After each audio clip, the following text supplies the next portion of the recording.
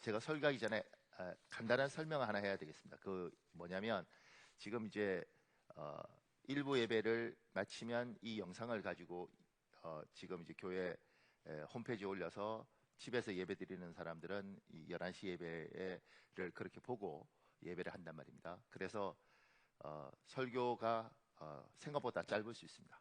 그리고 별다른 설명이 없고 정말 여러분이 저하고 이렇게 긴 세월 하면서 우리 목사님이 저렇게 엉뚱한 소리 안 하고 설교만 하시나? 이런 말씀만 전하는 순수한 목사를 여러분들이 오늘 경험하실 수 있습니다. 그러니까 좀 굉장히 빨리 한 30분 만에 설교를 다 해야 되는데 이제 분량은 굉장히 많습니다. 그러니까 그렇게 하고요. 이렇게 시무선 집사님 우리가 30분까지만 30분 정도 설교하고 우리가 기도하면 그 다음부터는 거기서는 작업할 수 있는 거죠. 그죠? 그러니까 우리가 10시 안에 예배를 마쳐야 되거든요. 그렇게 여러분 이해하시고요. 우리가 늘 하던 것처럼 하던 건 계속 해야 되지 않겠습니까? 자, 하트 제 따라하겠습니다. 하나님, 나의 심장으로 당신을 사랑합니다. 야, 그리고 옆에 보고요. 아이 컨택 하고요. 예수 그리스도 이름으로 당신을 사랑합니다. 예수 그리스도 이름으로 당신을 사랑합니다. 우리 이달의 말씀이 있습니다. 제 따라하겠습니다. 내가 평안히 눕고 자기도 하리니 나를 안전히 살게 하시는 이는 오직 여호와이시니라. 시편 4편 8절 말씀 우리 선포하겠습니다. 나의 안전은 내 힘으로 내 능력으로 지킬 수 없습니다. 지금까지 나를 안전하게 살게 하신 하나님, 나의 평생을 평안히 눕고 평안히 자게 하옵소서.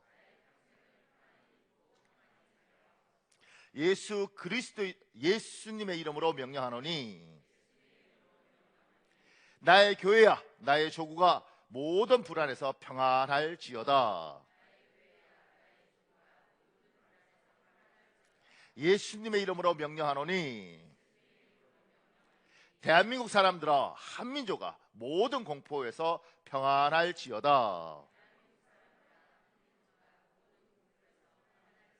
예수님의 이름으로 기도합니다. 아멘. 여러분의 선포대로 반드시 될 줄 믿습니다. 오늘 말씀은 이사야 37장 1절 3절 14절 17절 20절입니다. 제가 본문 설명을 밑에 해뒀습니다. 1. 성경 본문 배경 해설 제가 읽어드리겠습니다. 이스라엘로부터 엄청난 양의 전쟁 배상금을 받고 철수했던 아수르 군대는 분명하지 않은 이유로 다시 예루살렘을 침공합니다. 이스라엘 왕 히스기야와 예루살렘 사람들은 절망에 빠집니다. 히스기야는 선지자 이사야에게 중보기도를 요청하고 많은 이스라엘 백성들이 베옷을 입고 금식하며 나라를 위해 기도합니다. 하나님은 히스기야와 선지자 이사야 그리고 이스라엘 사람들의 기도에 응답하셨고 천사를 전쟁터 한복판으로 보내십니다. 그리고 아수르 대군 18만 5천 명은 하룻밤 사이에 전멸시키십니다. 아수르 왕 사네립은 서둘러 고국으로 돌아갑니다. 아수르의 수도 니느웨에서 자기가 믿는 신 니스록의 신전에서 예배드리다가 두 아들아 멜렉과 사레셀에 의하여 살해당하여 인생을 마감합니다. 아수르는 굉장히 잔인한 나라입니다. 굉장히 잔인한 나라고요. 이 아수르에서 멸망당한 나라들이 수도 없이 많습니다. 근데 이 사람들은 얼마나 잔인하냐면 정복을 하면 그 민족을 거기에 살지 않고 뿔뿔이 다 흩어버리게 하고요. 결혼을 다른 민족과 결혼시키는 겁니다. 그래서 민족 자체를 없애는 아주 잔인한 국가입니다. 여기가 이스라엘을 정복하기 위해서 왔습니다. 그것도 18만 5천 명이 왔습니다. 히스기야 왕 그리고 대신들은 바들바들 떨고 있는 겁니다. 여러분과 제가 코로나 때문에 바들바들 떠는 것처럼 제가요 어제 저녁에 오늘 영상을 잘 찍어야 된다 그래서 이제 머리를 깎고 우리 집사님한테 가서 머리를 깎고 저녁을 먹을까 하고 저희 집사람하고 둘이 가는데 마스크 안 쓴 건 두 종류가 있는데 저희하고요 술 자시고 비틀거리는 아저씨하고 요 둘 빼놓고는 다 마스크를 쓴 거예요. 그래서 계속 걷다가 저희 사모님이 그러더라고요. 제 가방 안에 마스크 있는데 하실래요? 그래서 이 사람이 줘. 그래서 했지. 왜? 다 쓰고 있는데 안 쓰고 있는 제가 너무 이상한 사람인 것 같아요. 그래서 제가 썼죠. 쓰고 이렇게 걸어가면서 야, 대한민국 사람들이 모두가 불안에 떨고 있구나. 어, 제가 저번 주에 이야기했지 않습니까? 독감으로 1년에 한국에서 죽는 사람만 1,500명인데 한 달에 최소한 120명은 독감으로 죽는데 그 독감 때문에 이렇게 마스크 안 쓰는데 이게 지금 뭘까? 그러니까 너무너무 무서운 공포감. 실체보다요 느껴지는 공포감이 너무 큰 거예요. 그래서 제 친구 목사님은 너무 바빠서 신문이고 이런 거 못 봤대요. 그래서 뭐 이러다가 어느 날 이야기를 듣고 교회가 자꾸 그러니까 그 다음부터 계속해서 뉴스를 보다 보니까 마스크 쓰고 있더래. 그러니까 지금 우리는 이 공포감과 두려움 속에 떨고 있죠. 아, 그런데 이스라엘 사람들도 예루살렘 주위로 18만 5천 명이 둘러쌌습니다. 정말 잔인한 민족이 얼마나 불안했겠습니까? 큰 이번에요. 오늘은 환난과 책벌과 능력의 날이라. 그 밑에요. 우리는 세상을 삽니다. 이것을 인생살이를 한다고 표현합니다. 세상살이를 하는 모든 사람은 어려움과 고난을 겪습니다. 이것이 인생입니다. 근데 어려움과 고난에도 두 가지가 있습니다. 하나는 실체가 있는 어려움과 고난입니다. 또 하나는 실체가 없는 어려움과 고난입니다. 지금 이스라엘은 실체가 있는 어려움과 고난을 겪고 있습니다. 두 가지 어려움이 있는 거죠. 작은 1번에요. 먼저 실체가 없는 어려움과 고난에 대하여 말씀드리겠습니다. 실체가 없는데 어려움과 고난을 겪는다는 것은 모순입니다. 말이 되지 않습니다. 그러나 실체가 없는데도 사람은 어려움과 고난을 겪습니다. 이것이 염려입니다. 그 밑에요. 염려는 하나님을 잃어버린 인간의 유전자 속에 깊이 뿌리 박혀 있는 DNA입니다. 우리에게 염려 유전자가 있다는 거예요. 그래서 실체가 없어도 이 염려 때문에 걱정과 근심을 하면서 사람은 죽어갈 수 있다는 겁니다. 데일 카네기가 쓴 글 중에 이런 내용이 있습니다. 보세요. 미국에 살고 있는 사람의 약 10%가 고민이나 감정적 갈등으로 신경쇠약이 걸려있지만 누구도 이것에 신경 쓰지 않는다. 노벨 의학상 수상자 알렉시스 카렐 박사는 고민과 싸우는 방법을 모르는 사업가는 단명한다고 말했다. 고바 박사와 함께 텍사스에서 뉴멕시코까지 여행을 할 기회가 있었다. 그때 우리들은 고민이 미치는 영향에 대해서 이야기했다. 그의 말은 이랬다. 병원에 찾아오는 환자의 70%는 고민과 공포감에서 벗어날 수만 있다면 완쾌될 수 있는 사람들이다. 그들의 병이 단순한 기분 탓이라고 말하는 것은 아니다. 심한 치통이라든지 무서운 증세 따위는 결코 마음만으로 이겨낼 수 없다. 신경성 소화불량, 위궤양, 심장병, 불면증, 두통, 그리고 몸의 마비 따위도 분명히 상상만은 아니다. 이들의 병은 현실적으로 고통을 가져온다. 나 역시 13년 동안 위궤양으로 고생했었다. 그러나 공포는 고민의 원인이 된다. 고민은 인간을 긴장시키고 혼동을 가져오며 위신경을 자극해 위액의 분비를 증가시키고 때로는 위궤양으로 악화시킨다. 이에 대해 조셉 F. 몬타규 박사도 같은 말을 하고 있다. 위궤양의 원인은 음식물이 아니라 인간의 마음이다. 또 WC 알바라스 박사는 위궤양은 가끔 감정의 변화에 따라 일어나거나 가라앉기도 한다고 했다. 이것은 마요 진료소에서 위 관찰을 받은 1,500명의 환자를 연구한 결과다. 실제로 5명 가운데 4명에게서는 아무런 육체적인 원인을 발견할 수가 없었다. 심리적인 공포, 불안, 증오, 극단적인 이기주의, 현실 사회에 적응할 수 없는 무능력, 그것이 그들의 심장병의 원인이었다. 미국의 산업계에 관계하는 의사연합회에서 마요 진료소의 헤럴드 C. 해버인 박사는 다음과 같이 보고했다. 평균 연령 44.3세인 중력 중 176명을 진찰한 결과 3분의 1 이상이 고도의 긴장 생활에서 오는 심장병, 위궤양, 고혈압에 시달리고 있다는 것이다. 성공이라는 것은 얼마나 값비싼 대가를 치르는 것인가. 어쨌든 의학이 이 위대한 진리를 인식하는 데 2300년이나 걸렸다. 최근에 와서 정신신체의학이라고 불리는 새로운 의학이 발달하게 되었다. 이것은 정신과 육체를 한 덩어리로 다루는 의학이다. 종래의 의학은 물질적 병균에 의해 질병, 천연두, 콜레라, 황열병과 수많은 사람들을 불행한 죽음으로 내몬 질병을 없앴지만 고뇌, 공포, 증오, 절망 따위의 감정에 따라 일어나는 육체적 폐인을 구제할 수는 없었다. 특히 감정적 질환에 의한 사망률은 놀랄 만한 속도로 증가하고 있다. 의사들은 현재 미국인 20명 가운데 한 사람은 정신병원에서 치료를 받아야 한다고 말하고 있다. 또한 2차 대전에 소집된 청년 중 6명의 1명은 정신병이나 정신박약 판정을 받았다고 한다.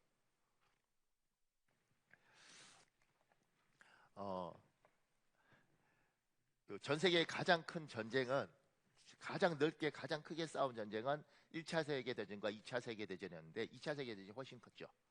근데 2차 세계대전에 놀라운 건 뭐냐면 그게 참전했던 미국인들이, 미국 이제 군인들 전사자가 얼마냐면 35만 명이라는 거예요. 그러니까 이 수원시 영통구 이쪽이 다 전멸한 거죠. 그러니까 35만 명의 미군이 죽었다는 거예요. 근데 더 놀라운 통계는 뭐냐면 그렇게 아들을 군대에 보내놓고 남편을 군대에 보내놓고 심장병으로 한 5년 사이에 죽은 미국 여자들이 몇 명이냐면 100만 명이라는 거예요. 잠깐만요. 알아들었죠?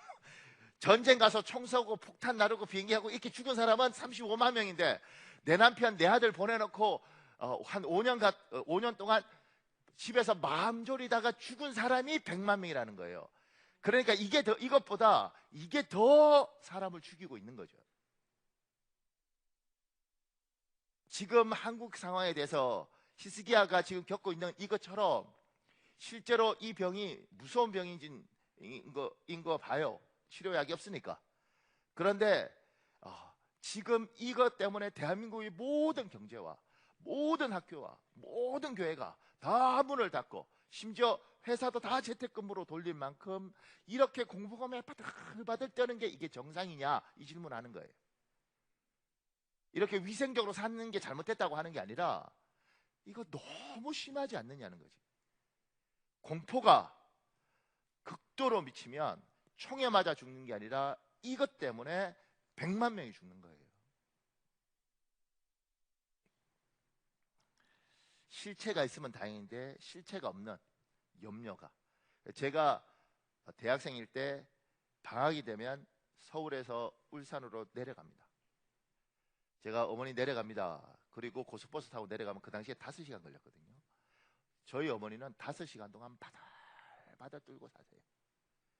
차 뒤집어질까 봐. 제가요 지금까지 고향 내려가면서 차가 한 번도 뒤집어져 본 적이 없어요. 그런데 저희 어머니는 염려로 내려가면 그때 그러니 화병이 걸리는 거죠. 그 밑에요. 사람은 세상살이 염려로 가득 찬 존재입니다. 이것이 사람입니다. 그러나 하나님은 우리에게 세상 사람과 다르게 살라고 하십니다. 빌립보서 4장 6절 여러분 읽으십시오. 시작.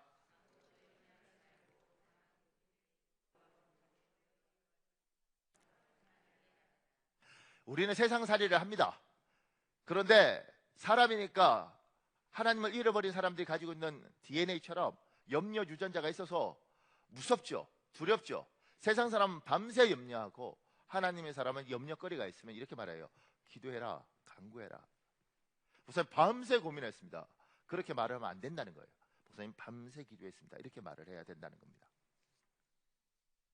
그래서 밑에 조지 물러가 한 말 중에 염려의 시작은 신앙의 끝이다.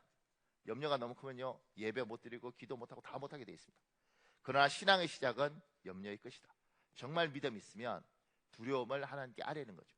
사람이니까 무섭죠. 그렇지만 기도하고 믿음으로 사는 겁니다. 믿음으로. 그 밑에요. 세상 사람은 염려로 인생을 살고 우리는 기도와 간구로 인생을 삽니다. 이것이 세상 사람과 우리의 극명한 차이입니다. 마가복음 11장 24절에 있습니다. 여러분 읽으십시오. 시작.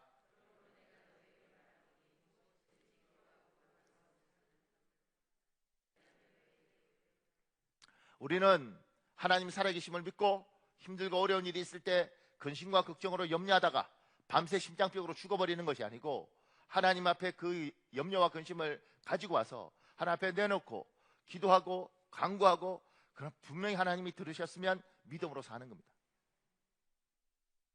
불안은 끊임없이 오죠. 그런데 믿음이 있으면 그 불안이 올 때마다 기도하고 나면 하나님께 맡겼으면 그러면 알아서 하시겠지. 그리고 사는 겁니다. 그러니까 여러분이 믿음이 있는지 없는지는 이렇게 보면 됩니다. 기도했는데 여전히 불안에 떨면 믿음이 없는 거예요. 하나님께 맡겼고 기도했으면 알아서 하시겠지. 내가 어떡하겠어. 하나님 알아주십시오. 나는 죽도록 기도했고 열심히 살았고 나머지 하나님께 맡깁니다. 잘 되면, 내가 원하는 감사하고, 내가 원하는데 안 되면 하나님이 더 좋은 걸 주시겠지. 이게 우리의 믿음이에요. 우린 그렇게 사는 사람들이에요. 신디 제이콥스, 이 사람 쓴 글 중에 이런 게 있습니다. 로저는 군복무를 마치고 집으로 돌아가는 중에 군복을 입은 채 히치하이크를 하게 되었다. 그는 마침내 여행 가방을 짊어지고 검은 신형 캐딜락을 운전하는 한 남자의 차에 탈 수 있었다. 그날은 5월 7일이었다. 말쑥한 차림에 인상 좋아 보이는 운전자는 로저가 차에 앉자마자 물었다. 어디로 가세요? 자신을 하노버라고 소개한 운전자는 50대쯤 되어 보이는 시카고 출신의 사업가였다. 크리스천인 로저는 그 남자에게 복음을 전하고 싶은 충동을 내내 느꼈다. 로저가 복음을 전하자 놀랍게도 그 남자는 갓길에 차를 대고 예수 그리스도를 영접하는 기도를 했다. 그는 로저에게 말했다. 이것은 지금까지 내게 일어났던 일들 중 가장 멋진 일이었소. 5년 후 결혼하고 어린 사내 아이를 두게 된 로저는 우연히 하노버시의 명함을 발견했다. 그는 마침 시카고를 향하는 여행을 하고 있었기 때문에 5년 전에 자신과 함께 기도했던 그 사람을 찾아보기로 결심했다. 시카고에 도착한 그는 일단 하노버 회사를 찾아갔고 로저는 하노버시를 뵙고 싶다고 말했다. 제 남편 아세요? 로저는 자신이 군복무를 마친 후 귀가하는 길에 히치하이크를 했고 남편의 차를 얻어 타게 되었다고 말했다. 그게 언제였는지 정확히 말씀해 주실 수 있나요? 네, 5월 7일이었습니다. 5년 전 제가 군대에서 제대한 날이죠. 하노버 부인은 평정심을 잃지 않으려고 애쓰면서 로저가 무슨 일로 이렇게 세월이 흐른 후에 남편을 만나러 오게 되었는지 물었다. 로저는 머뭇거렸다. 그래서 부인, 제가 그날 부인의 남편에게 복음을 전했고 하노버 씨는 차를 갓길에 세우고 그리스도를 영접했습니다. 그는 이것이 그에게 일어났던 일들 중 가장 멋진 일이라고 말했지요. 부인은 두 손으로 얼굴을 가린 채 흐느꼈다. 저는 오랜 세월 동안 남편의 구원을 위해 기도했습니다. 그리고 하나님께서 그를 구원해 주실 것을 믿었죠. 부인은 간신히 말을 이어갔다. 남편은 지금 어디에 계시나요? 부인, 로저는 물었다. 그이는 죽었어요. 그 말에 로저는 깜짝 놀랐다. 그녀는 다시 흐느끼며 말문을 열려고 애썼다. 그이는 그날 사고를 당했어요. 분명히 당신을 차에서 내려준 후에 일어난 일일 겁니다. 그이는 집에 오지 못했어요. 저는 하나님께서 약속을 지키지 않으셨다고 생각했지요. 그녀는 흐느끼는 사이사이에 말을 이렇게 덧붙였다. 저는 5년 전 하나님을 위해 사는 일을 그만두었습니다. 하나님께서 약속을 지키지 않으셨다고 생각했으니까요. 하나님, 내 남편 살려주십시오. 내 남편 죽으면 안 됩니다. 그렇게 간절히 기도해도 하나님이 데려가실 때가 있습니다. 하나님, 이 회사는 내가 반드시 합격해야 됩니다.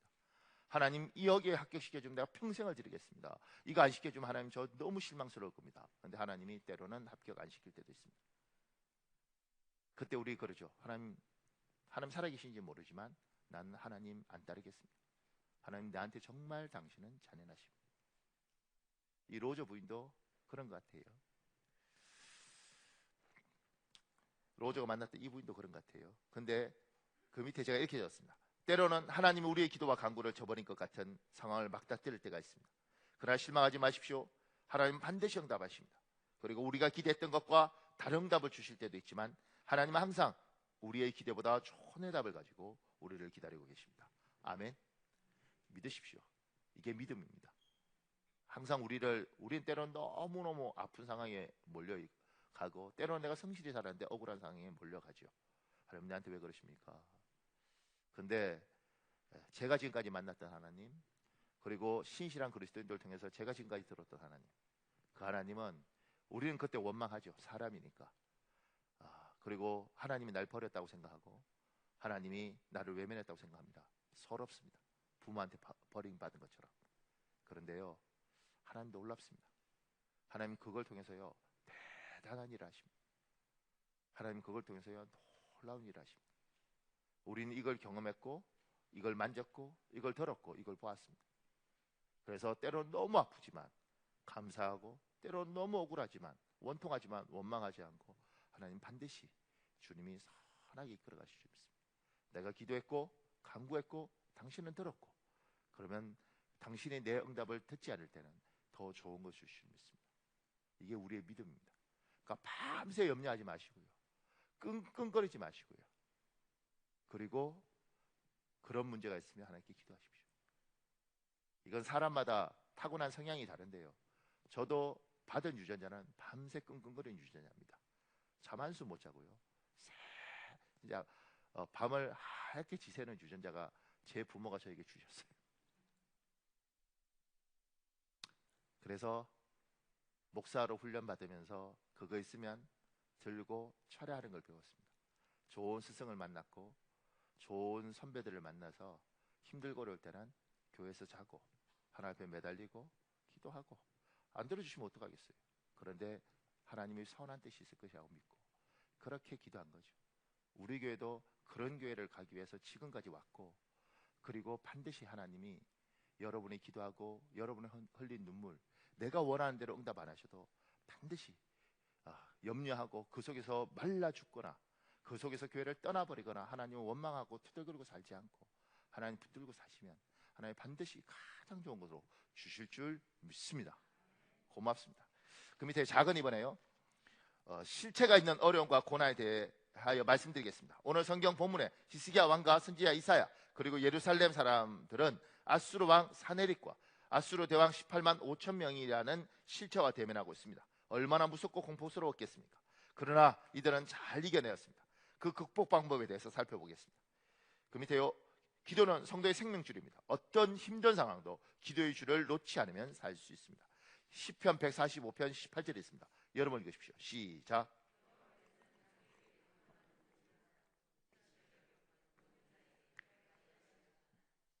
그 밑에 이게 적었습니다. 세상 사람은 자신의 힘과 능력으로 세상살이를 합니다. 그러나 우리는 우리 속에서 힘과 능력을 주신 하나님, 그 하나님의 힘과 능력으로 삽니다. 기도는 하나님의 능력을 덧입는 방법입니다. 기도가 사라지면 우리 안에서 하나님의 능력도 사라집니다. 그때는 내 힘과 내 능력만으로 세상살이를 해야 합니다. 예수님만 믿을 뿐 세상 사람과 똑같은 방법으로 사는 겁니다. 하나님 우리에게 성령을 주셨습니다. 그 성령 우리 안에 계십니다. 그리고 기도하면, 기도하고 간구하는 가운데 그 성령께서 우리에게 하나님의 능력과 하나님의 힘을 주시는 것이고, 기도를 잃어버리면 하나님이 내 안에 계신지도 잘 모르고 하나님의 능력과 힘으로 살 수 없습니다. 그래서 기도하라고 이야기하는 거죠.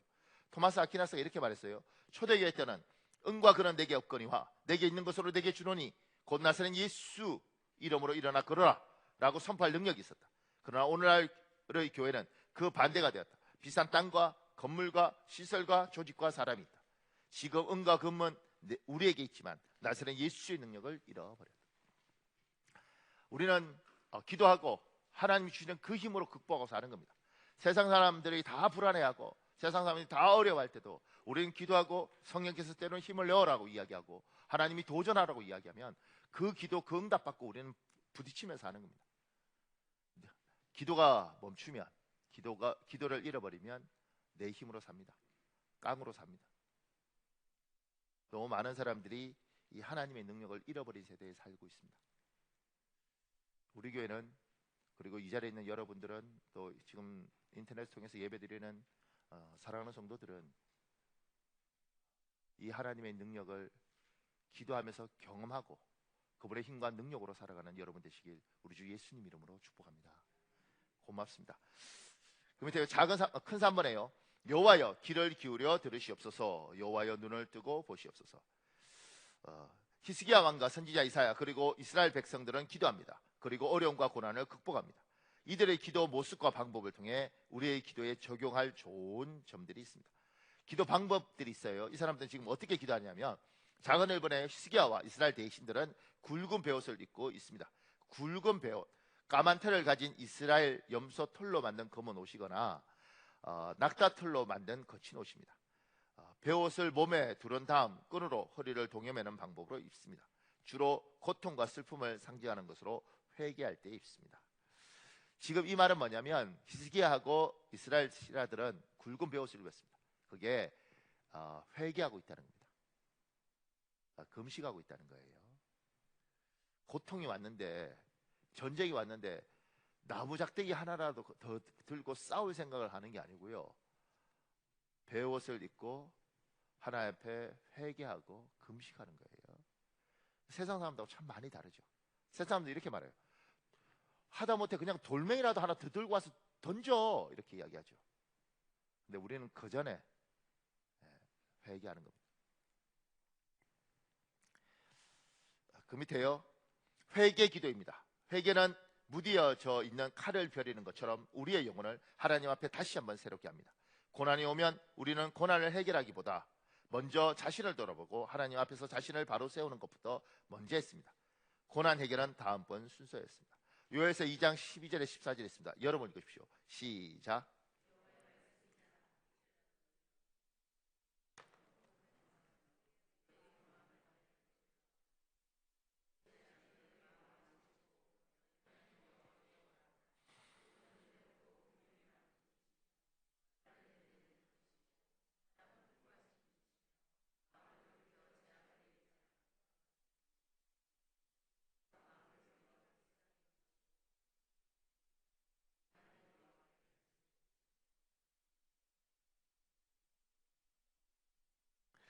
너희는 옷을 찢지 말고 마음을 찢고 너희의 온 마음을 다하여 내게 돌아오라.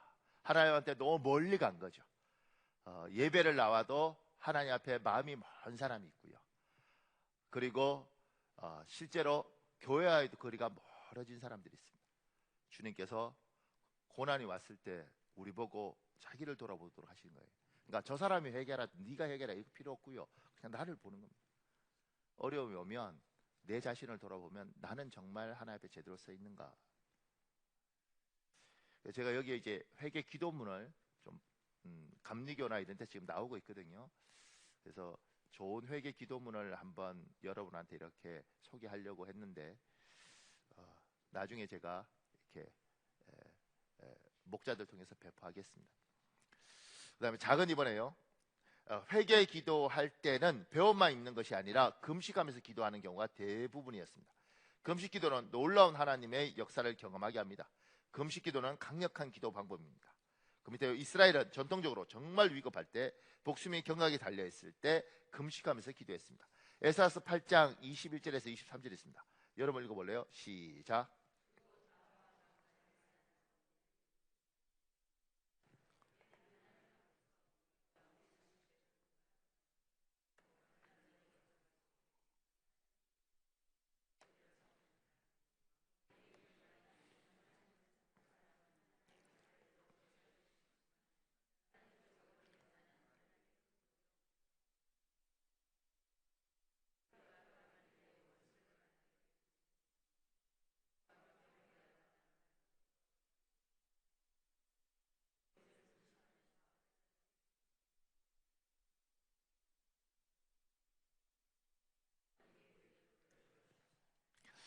이스라엘이 바벨론 포로 생활하다가 돌아오는 거예요. 그런데 뭐가 문제냐면 그 당시에 도적도 많고 다른 나라들도 많고 여기는 군대도 아니고 돌아가다가 다 뺏기고 노예로 끌려갈지도 모르는 거예요. 그때 이들이 하나님 앞에 금식하면서 매달리는 겁니다. 하나님 살려주십시오. 살려주십시오.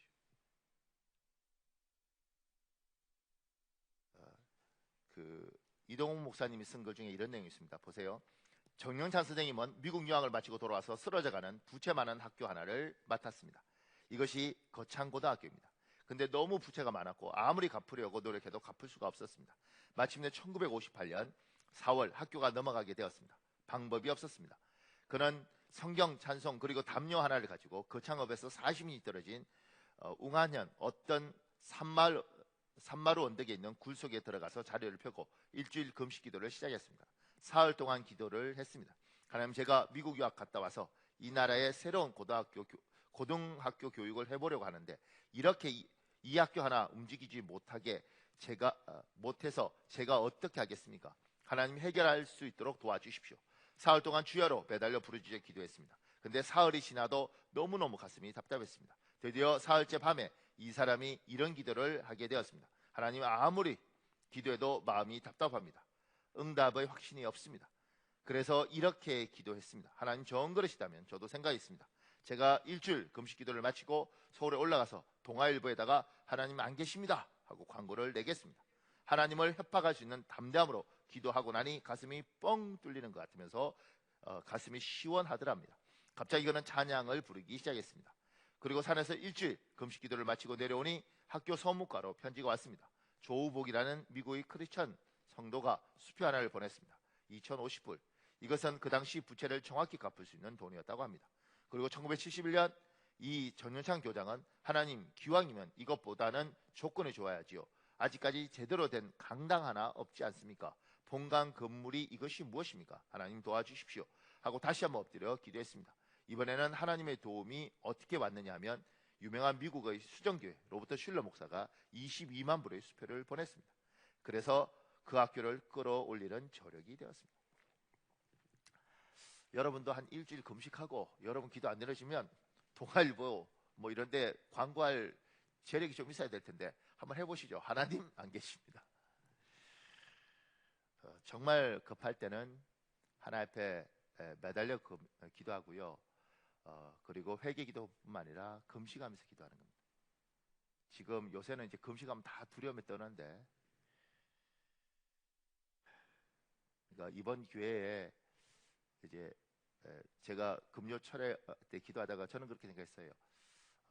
제가 한 3일만 금식해야겠다 이렇게 생각을 하다가 그동안 너무 편하고 하나님 너무 복 주셔서 내가 편하게 목했는데 3일 금식하고 한 40일 철야를 교회에서 내가 하나님 앞에 매달려서 해야겠다 이런 생각을 하게 되더라고요. 그러면서 어려운 성도들 위해서 기도하고 정말 복받을 성도들을 위해서 기도하고 내가 기도해야겠다 그 결심을 했어요. 그러니까 이제 여러분들 중에서도 할 수만 있으면 직장생활 하고 있는데 어떻게 금식하겠어요. 그리고 금식하면 면역력도 약해진다고요. 그러니까 하루에 한 끼라도 제가 생각할 때 만약 할 수 있으면 그냥 그렇게 하면서 이 나라와 이 민족을 위해서 한번 기도하면 어떨까 이런 생각을 합니다. 그러니까 강요하는 건 아니고요. 저는 이렇게 할 마음이 있어서 저는 그렇게 하는 거고요. 여러분은 여러분한테 주시는 감동이 있다면 부담 느끼지 말고 저는 하나님 마음 주시면 하셨으면 좋겠습니다. 제가 생각할 때 이제 옛날에는 제가 이런 거 하면 교회 중직자들이 해야죠. 그런데 그거 아닌 것 같아요. 교회 중직자들이라고 하는 게 아니고 하나님이 부담 주는 사람 있으면 하시고 부담 안 주는 분들은 괜찮고 편하게 하셨으면 좋겠습니다. 그 밑에요. 이스라엘은 전통적으로 정말 위급할 때 목숨이 경각에 달렸을 때 혼자 금식하는 것이 아니라 공동체의 금식을 선포하고 공동체가 함께 금식하면서 기도했습니다. 사무엘상 7장 5절에서 6절에 있습니다. 여러분 읽으십시오. 시작.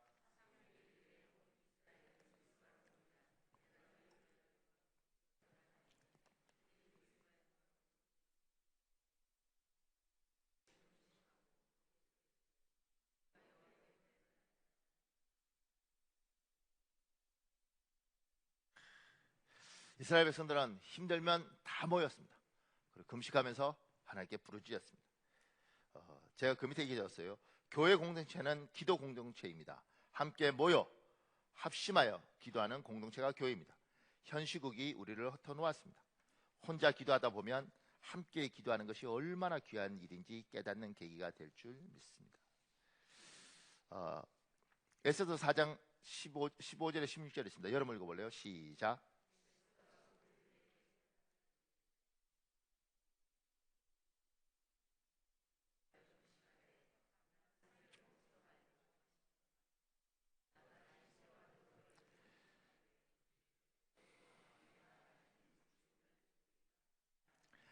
하나님은 개별적인 하나님이 아니고요, 공동체의 하나님이에요.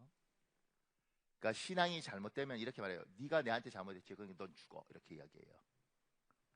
우리 막내가 어릴 때 지 형들한테 시비 걸고 다툼 걸 때 그런 식으로 걸었어요. 왜냐하면 자기는 우리한테 세 아들 중에 특별히 사랑받는 줄 알았어요.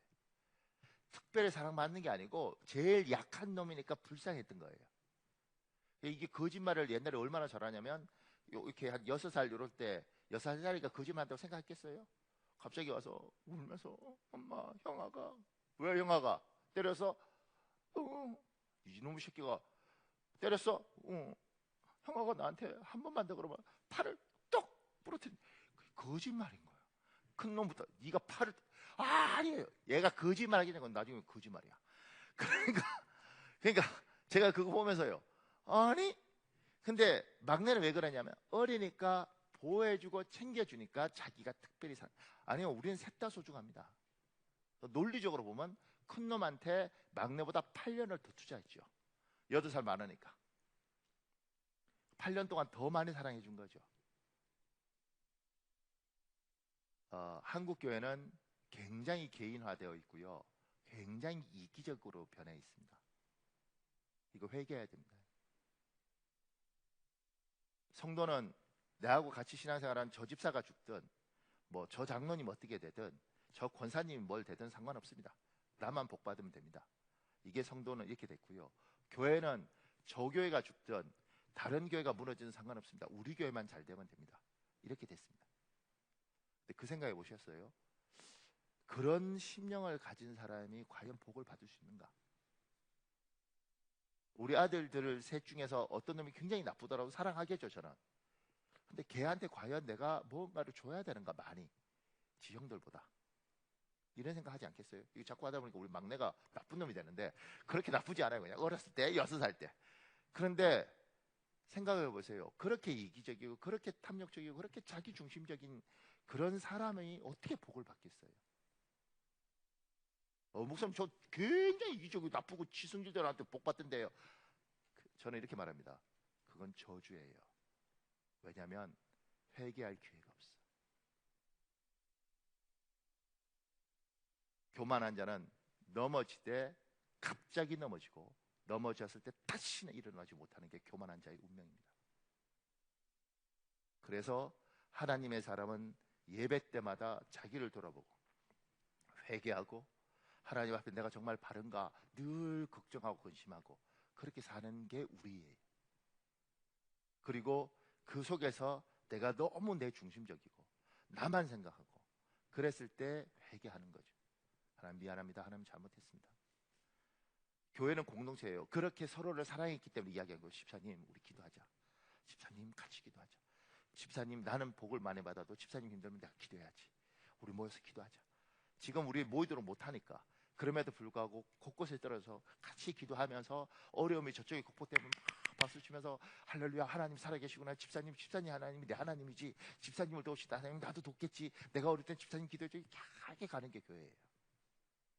하나님이 그래서 이걸 모아두셨고 이 교회 공동체를 파괴하려는 세력은 엄청나게 많습니다. 엄청나게 많고 거기에서 우리가 지혜를 잘 모아서 하나님 주신 이 귀한 공동체를 지켜야 되는 거예요. 그리고 여기에서 우리가 잊지 말아야 될 건 기도 공동체. 힘들고 어려울 때마다 같이 기도하면서 극복하는 겁니다. 근데 보세요. 교회 안에서 마음을 여는 순간 사람이 엉망이 되거나 아니면 그 사람이 부끄러운 사람이 되도록 한국 교회는 그렇게 흐름을 만들어 놨어요. 그래서 마음을 오픈했어요. 근데 어느 날 보니까 정교인이 다 알아. 교회 안에 떠버리가 있는 거예요. 근데 놀라운 건 자기가 떠버린 줄 몰라. 교회 안에 떠버리가 있고 그 떠버리가 교회에 마음을 여는 사람들이 마음을 못 열도록 다 이러고 다니는 거예요. 근데 놀라운 건 자기 이야기하면 막 분노해. 그래서 너무너무 아픈 상황들을 만들어요. 성도들은 다 아픔이 있습니다. 우리가 전혀 몰랐던. 누구는 학벌에 대한 아픔이 있고 누구는 돈에 대한 아픔이 있어요. 그리고 누구는 자식에 대한 아픔이 있어요. 가정에 대한 아픔이 있습니다. 이걸 최소한 목장에서 오픈을 하고 오픈을 했을 때 같이 모여서 막 기도하고 같이 울고 형제같이 이게 교회거든요. 신천지 왜 잘 되는지 아세요? 누가 묻더라고. 목사님 신천지가 왜? 제가 이렇게 말했어요. 신천지가 왜 잘 되냐면 우리 교회의 잘못이다. 우리 목사들의 잘못이다. 옛날에는 성도들이 시골에서 서울로 올라오거든 뭐 지방에서 올라오면 의지할 데가 아무도 없으면 교회에서 아기 나면 권사님들이 다 쫓아가서 애 봐주고 미역국 끓여주고 집안 청소해주고 뭐 모르면 길 가르쳐주고 다 이렇게 해서 그 사람들이 전도돼서 교회 왔어요. 그렇게 왔습니다. 저도 그런 식으로 성도들한테 총각으로 자취하는 대학생 밥 먹을 때가 되면 신방일 때 목사님 전화해서 야 박형제 야 지금 여기 어딘데 밥 먹었어? 안 먹었습니다. 빨리 와 그렇게 해서 챙겨서 그렇게 해서 밥 먹였어요. 근데 지금은 우리가 그걸 잃어버린 거잖아요. 그리고 우리가 그걸 다 끊어버렸잖아요. 그렇게 되면서 외롭고 힘든 사람들이 저쪽에서 잘 접근해서 뭐 가르쳐주고 뭐 해주고 그러면서 이렇게 말을 하더라고요. 나는요 신천지든 뭐든 관심 없어요. 저는 저한테 잘해주는 사람한테 갈 거예요. 저는 너무 외롭고 저는 너무 힘들었고 나를 사랑해주는 사람한테 갈 거예요. 하나님 난 관심 없고요. 나를 사랑해주는 사람이 믿는 하나님은 난 그 사람한테 갈 거예요. 이 말 듣고 뭐라 그러겠어요. 근데 한번 우리 회개하고 돌아봐야 될 것 중에 하나가 뭐냐면 우리 굉장히 이기적입니다. 저도 그러고 우리 굉장히 자기중심적입니다. 내한테 요만큼 피해라도 그러면 빡 이렇게 뜨는 이 모습이 우리들한테 있습니다. 근데 정말 성령을 받았다면 정말 은혜를 받았다면 그렇게 살 수는 있지만 그렇게 살 때마다 성령께서 넌 내 아들인데 넌 내 딸인데 그거 아니지 않냐? 그렇게 살 수 없을 것 같아요. 그렇게 살면서 예배드리고 기도할 수 없을 것 같아요. 그러지 않겠습니까? 저는 하나님 앞에 예배 드릴 때마다 내가 누군가를 미워하면 너무 힘들고 괴로워서 충분히 미워할 이유가 있고 충분히 욕할 이유가 있고 충분히 심지어 복수할 수 있는 조건을 다 갖추고 있음에도 불구하고 하나님 앞에 설 때 하나님이 그렇게 하는 게 싫어야 한다 그래서 나는 지금까지 못했어요.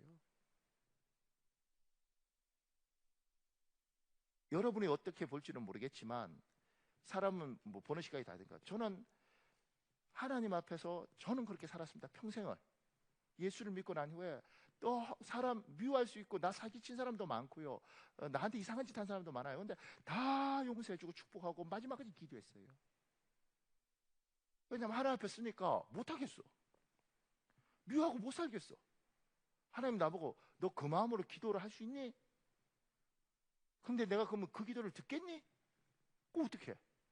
하나님이 소중하니까 용서합니다. 어떠냐? 용서한다고. 야, 축복하세요. 아, 하나님. 됐죠? 정말 싫습니다, 하나님. 정말. 이러고 기도할 때도 많아요.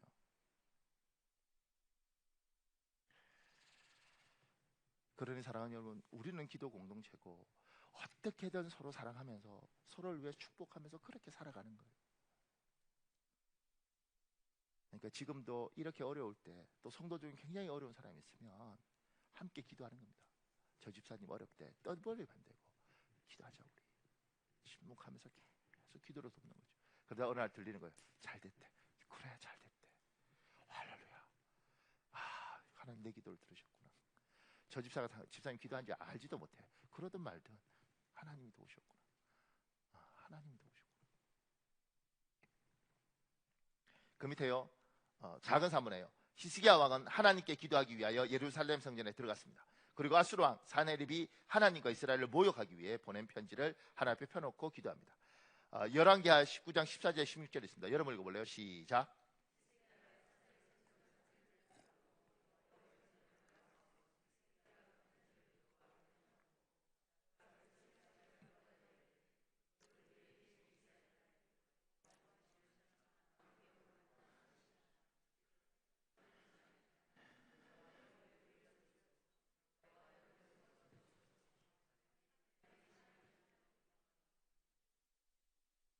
이게 재밌습니다. 비방하는 거 편지를 보냈어요. 아수르 왕이 그거 들고 그냥 자기가 읽고 그냥 뭐 이딴 편지야 그리고 찢어버리든가 던져버리든가 이러지 않고요. 이거 들고 하나님 앞에 가서 하나님 앞에 딱 놓는 거죠. 하나님, 예 보십시오. 이거 사네립하고 히스기야 왕하고가 문제가 아니고 이걸 하나님과 사네립 문제를 이렇게 바꿔버렸어요. 이해 가십니까? 잘 이해 안 가시면 밑에 이석재라는 사람 쓴 글에 이런 내용이 있어요. 까만 비닐 봉투 안에 남편 오감선 어르신의 신발을 넣어가지고 새벽 예배에 나오신 이재순 집사님, 교통사고로 누워 계신 남편 심상한 어른의 주민등록증을 가지고 나오신 이순아 성도님, 전도 대상자가 있으면 그분들의 신발이라도 들고 나오시고 아니면 사진이나 주민등록증이라도 가져와서 옆자리에 놓고 기도하세요. 설교 시간에 들은 목사의 말에 순종해서 남편의 털신을 들고 나오셨고 주민등록증을 가지고 나오셨습니다. 제 친구 장모 남편 전도했는데 전혀 안 되니까 새벽에 그 남편 구두 들고 와서 이렇게 기도했다고 그래요. 그분 말이 표현이 구두 두고 주님 오늘은 구두만 왔습니다. 내일은 몸뚱아리도 오게 주옵소서. 이렇게 기도를 했다 그래요.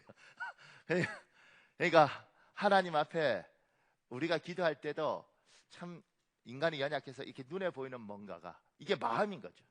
이게 그냥 하나님 들어주세요 이거 하고, 신발이라도 들고 올 때 그 간절함이 어떻겠어요?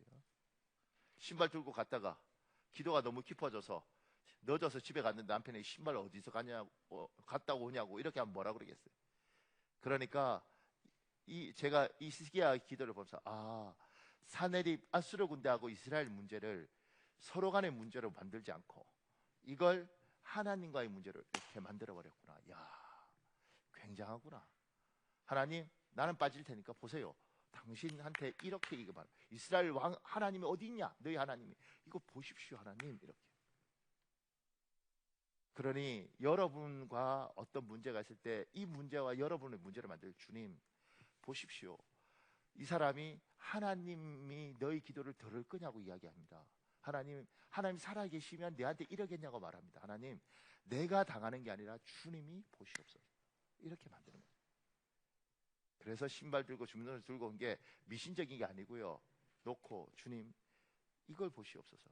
이제 하나님 지금은 주문을 좀 왔지만 지금은 신발 왔지만 하나님 오게 해주십시오. 내 남편이기 때문에 그런 게 아니고 당신한테 왔으니 당신이 직접 보고 결정하십시오. 사랑하는 여러분, 우리 기도해야 되는데요. 이 시간에 우리 기도할 수 있는 시간은 충분했습니다. 한 10분 정도 우리 통성으로 주여 한번 간절히 붙잡고 기도할 텐데, 하나님 한국교회를 보시옵소서. 그리고 성도들을 보시옵소서. 하나님 우리에게 회개의 영을 부어주시고 기도의 영을 부어주시고 또한 기도의 지혜를 주시고 밤새 염려해서 죽는 것이 아니라 하나님 앞에 문제거리를 기도로 아뢰 수 있도록 도와주십시오. 이제는 주여 한번 간절히 붙잡고 우리 한 10분 정도 통성으로 기도하겠습니다. 주여, 아버지 하나님 여호와여 도와주십시오. 사랑합니다. 하나님 도와주십시오.